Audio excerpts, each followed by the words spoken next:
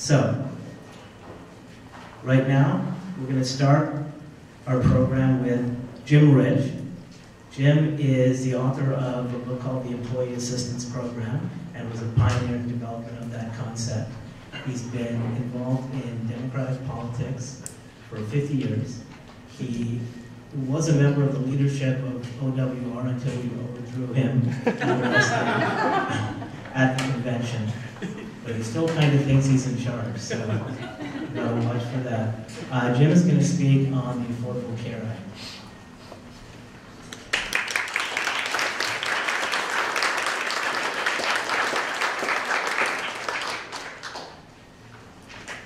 Thanks, Ron.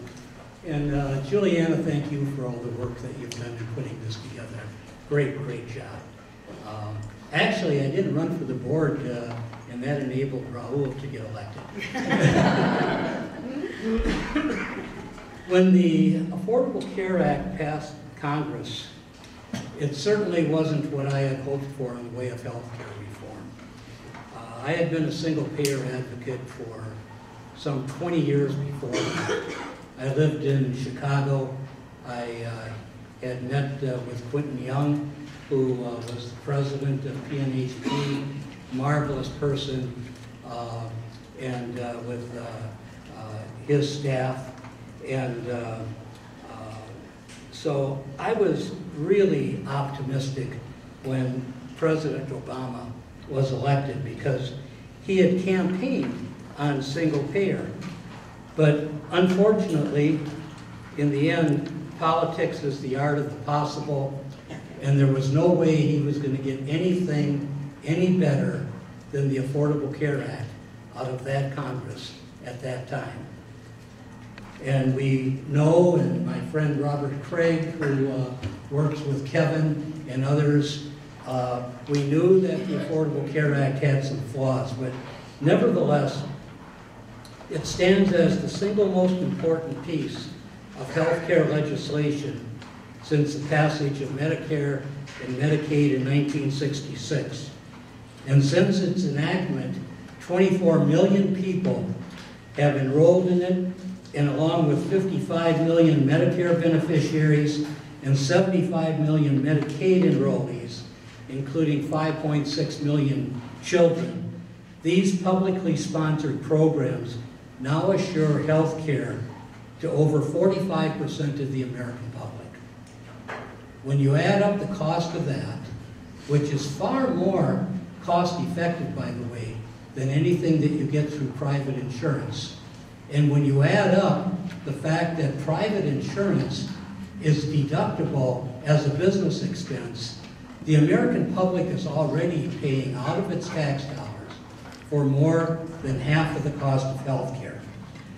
After more than 50 attempts by the Republican-controlled House to repeal the ACA, the threat of its demise has become real with the election of Donald Trump. And as a result of that, the American public is paying much closer attention to it. On election day, only 40% of the general public supported the Affordable Care Act. Today, the most recent poll that Gallup has taken shows that 58% approve of it. When people started looking at what it contained and how it could affect them and their relatives and their neighbors and other people that they know, they came away with a totally different impression. And I think those numbers are going to increase. So let's take a look at what the Affordable Care Act actually consists of. And Tom is going to follow, and he's going to give a brilliant presentation on what Trump Care would do to these protections and these provisions. First of all, there was a dramatic reduction in the number of uninsured Americans. The number of uninsured had been increasing every year until 2010, and it's gone down every year since. And we're now at the lowest number of uninsured people in this country. It's still too high a number, but it's the lowest number that we've ever had on record. There was Medicaid expansion, and by 2016, the 31 states that expanded Medicaid, on average, had 7.3% uninsured, while the 19 states that did not expand it had a 14.1% rate, almost double. No denial of coverage. Under the ACA, insurance companies can no longer cherry pick who will be insured and deny coverage to those who are in most need of health care. No more pre-existing conditions. Prior to 2010, denial of care due to pre-existing medical conditions was commonplace. And many of those enrollees had been paying premiums for years, only to find that when they finally submitted a claim, it couldn't get paid because it was deemed to be a pre-existing condition. No more rescission. Now, what is rescission? Rescission allowed insurance companies to retroactively cancel individual policies and small group policies without cause. The ACA prohibits such practice except in cases of non-payment of premium or fraud. Reduced cost escalation. Now, you're hearing about how people are paying so much more for their insurance. Well, in 2016, the increase was 5.8%. But over the total 6-year period since the ACA was passed, the annual increase averaged 4.2% versus 6.7% a year in the 10 years immediately prior to it. So we're on a lower incline than we had been in the past. Loss ratio minimums. I actually was involved in this in the state of Maryland, where Tom is very familiar.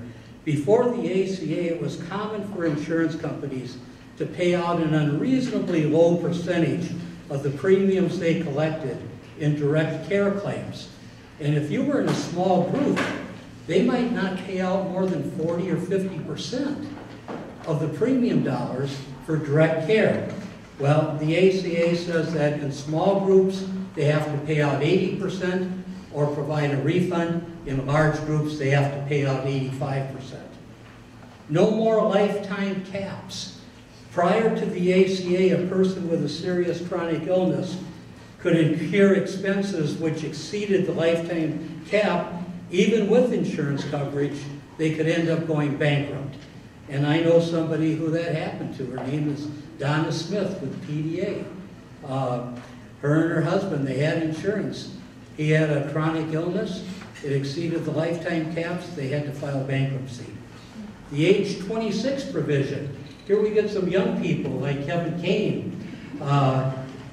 Prior to the ACA, young people were excluded from being in their parents' insurance plan when they reached age 18 or if they went to college age 22. Under the ACA, millions of young people are covered under their parents' plan until age 26. It doesn't matter if they're living at home. It doesn't matter if they're employed. It doesn't matter if they even live in the state where their parents are. Portable coverage. Prior to the ACA, when a person became unemployed or changed jobs or started their own business, they risked losing their health care. The ACA provides portable coverage, so it allows a person to retain access to care even if they lose their job or change employers. It overhauled the individual insurance market, where there was really a lot of abuses and a lot of scamming. Instances where the loss ratio was down around 20 or 30%. And if it got up above 50%, they retroactively canceled the policies. The ACA completely overhauled that.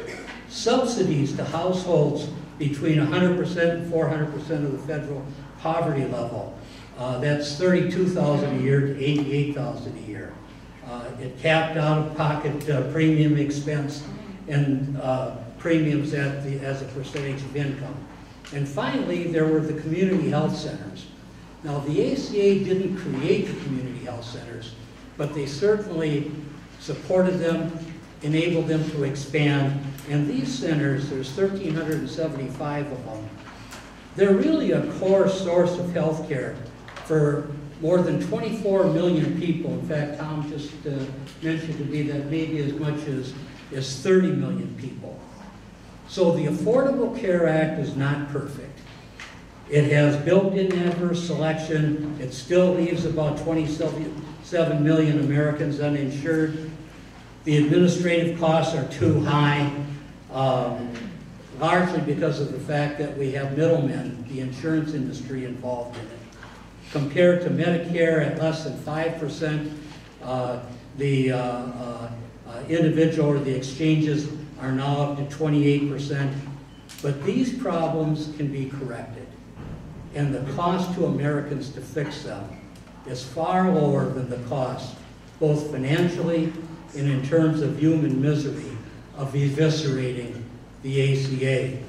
So the Urban Institute says that in Wisconsin, we would go from 299,000 uninsured to 731,000 if Trump Care was enacted. So while it's a landmark piece of legislation, the ACA is only an initial step. It has problems, we all know that, but without it, there would be millions of people that would be hurting, and there would be no way, realistically, of getting them the care they need. So the ACA couldn't achieve everything, but it's up to us to take a look at what it does provide, assess the threat to it, preserve it, and move forward to a better system. Thank you.